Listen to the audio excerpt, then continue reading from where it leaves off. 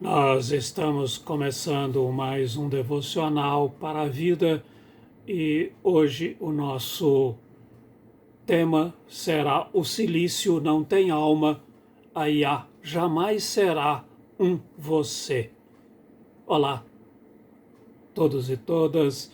Nosso texto de referência é a segunda carta de João, no capítulo 1, versículo 12, que diz: Tenho muito a lhes dizer, mas não quero fazê-lo com papel e tinta, pois espero visitá-los em breve e conversar com vocês pessoalmente. Então, nossa alegria será completa. Eu li na Nova Versão Transformadora. Eu li recentemente um texto do Rogério Brandão Ferreira, publicado na Ultimato Online. Neste texto do Rogério Brandão Ferreira, ele trata da questão das pessoas consultando a inteligência artificial e o porquê disso e as consequências e a visão teológica que está embutida neste processo. Portanto, é uma reflexão e por isso estamos partindo deste texto da segunda carta do apóstolo João, que queria dizer muitas coisas à sua comunidade de fé, mas ele preferia, naquele momento, não fazer isso escrevendo, usando um pergaminho de longe, enviando mais uma carta àquela comunidade de fé, mas preferia estar pessoalmente junto da sua comunidade de fé para então poder compartilhar da alegria, da convivência, de estar junto com as pessoas. Por isso é que o nosso título começa exatamente dizendo que a inteligência artificial não é um outro ser, ele não tem alma. A inteligência artificial é só um instrumento. Mas por que as pessoas então estão procurando interagir, fazer terapia, inclusive, com uma IA? Isso é porque nós vivemos numa época de profundas ilusões antropomórficas. Portanto, há um certo vazio interior nas pessoas e diante deste vazio interior as pessoas estão indo atrás de assistentes virtuais. Nós caminhamos por uma armadilha muito perigosa da nossa história recente, que é a terceirização do afeto e a simulação da alteridade do outro, da pessoa. Então os algoritmos é que passam a aconselhar, a consolar, a simular empatia e, portanto, é preciso que nós possamos, nesse momento, erguer uma espécie de barreira ontológica e teológica diante disso. Por isso, vamos afirmar novamente: a inteligência artificial não é, nunca foi, jamais será um você. Ela é, por definição, por essência, apenas um mero objeto. Isso nos leva, portanto, também a uma questão pastoral, de que o ser humano ele sofre essa ilusão crônica, e nessa ilusão crônica em que as pessoas se mergulham nas suas bolhas digitais, então elas estão procurando desesperadamente uma conexão. E é neste vácuo que a IA, essa inteligência artificial generativa, se apresenta não apenas como ferramenta, mas como um sujeito alternativo. Se apresenta, portanto, como aquela outra pessoa com quem se pode interagir.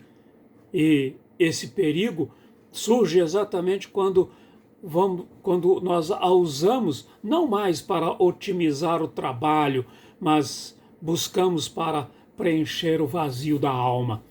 E assim nós vamos trocar a convivência familiar, a convivência com os amigos e amigas, a convivência com uma comunidade de fé, por um simulacro estéril de relacionamento. Essas são as distorções da chamada pós-modernidade, que tende a isolar a alma e criar conexões que são puramente artificiais para não permitir a vida compartilhada.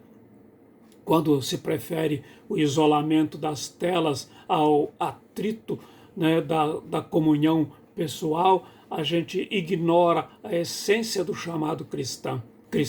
A fé madura exige presença, exige envolvimento. Jesus não chamou seus discípulos para uma experiência meramente teórica, mas para a convivência real, para a caminhada compartilhada.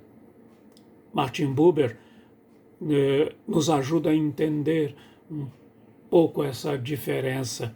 Ele vai distinguir a relação eu-tu, marcada pelo encontro genuíno com o outro, como sujeito pleno.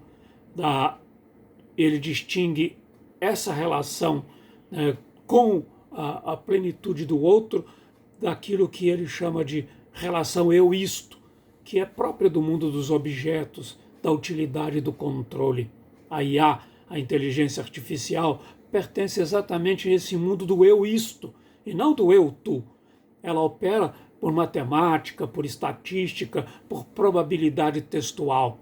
Quando alguém conversa com um chatbot em procura de conforto, em procura de conselho espiritual, ele não está estabelecendo uma relação eu-tu, uma relação com uma outra pessoa. Não há reciprocidade, não há presença real, não há espírito. É monólogo. Disfarçado de diálogo, mas é monólogo. O você da máquina é um espelho construído por códigos. Confundi-lo com a comunhão humana é esvaziar o sentido da criação e da encarnação, em que o Verbo, Jesus, se fez carne e habitou entre nós como pessoa real. Ainda para que a gente possa discutir essas relações humanas por máquina, que na verdade revelam uma fuga da responsabilidade. O encontro com o outro, com a outra pessoa, ele pode desconcertar, pode confrontar, pode nos chamar à liberdade, enquanto a IA não julga, não decepciona, não exige sacrifício e pode ser desligada a qualquer momento. Ao escolher seu conforto em lugar do desafio de amar o próximo, de amar a Deus, nós buscamos os benefícios de uma companhia sem os ônus do amor sacrificial, desse amor exigido pelo Evangelho. Nós não podemos capitular diante desse reducionismo tecnológico. Tecnologia deve permanecer no seu devido lugar, objeto criado para servir ao ser humano, e não um ídolo destinado a substituí-lo, um ídolo para ser adorado. Inteligência artificial pode processar tecnologia, pode organizar dados, estruturar esboços, mas é incapaz de experimentar a graça de chorar com os que choram, confessar os pecados. Ela carece de dimensão espiritual que caracteriza a pessoa humana. Podemos concluir isso dizendo que defender que a inteligência artificial, a IA, é um objeto, não é um ataque ao progresso científico, mas ao contrário, é um ato de preservação da nossa própria humanidade.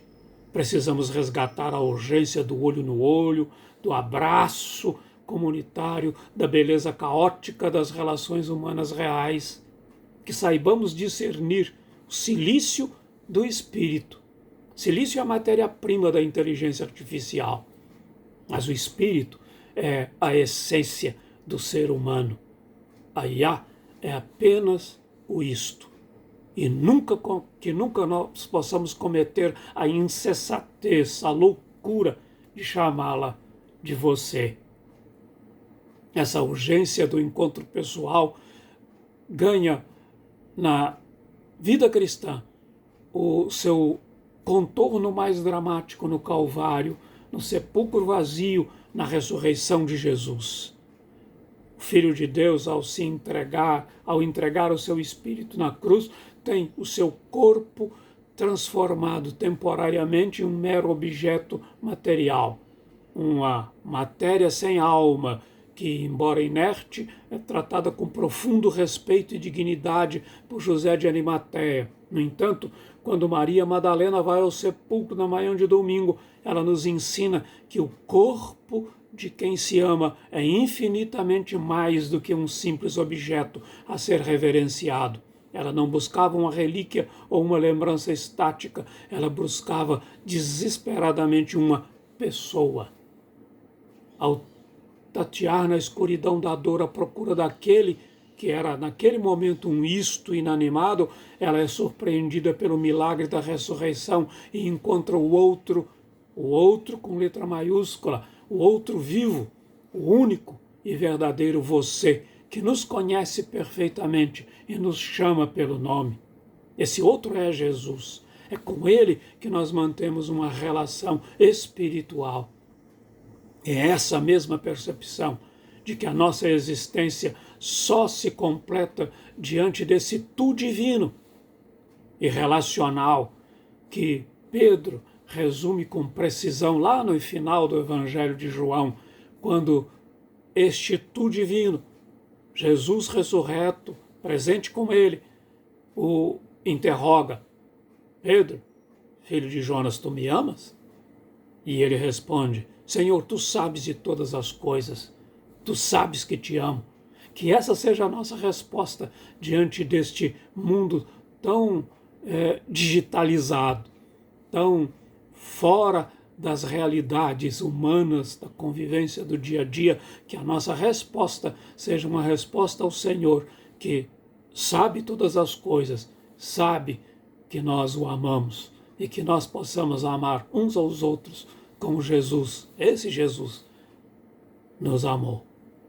Que seja assim na sua vida, que seja assim na minha vida, e que o Senhor nos abençoe e a qualquer momento a gente volta. Deixe aí o seu like se gostou e compartilhe, comente e se inscreva no nosso canal. Até a próxima.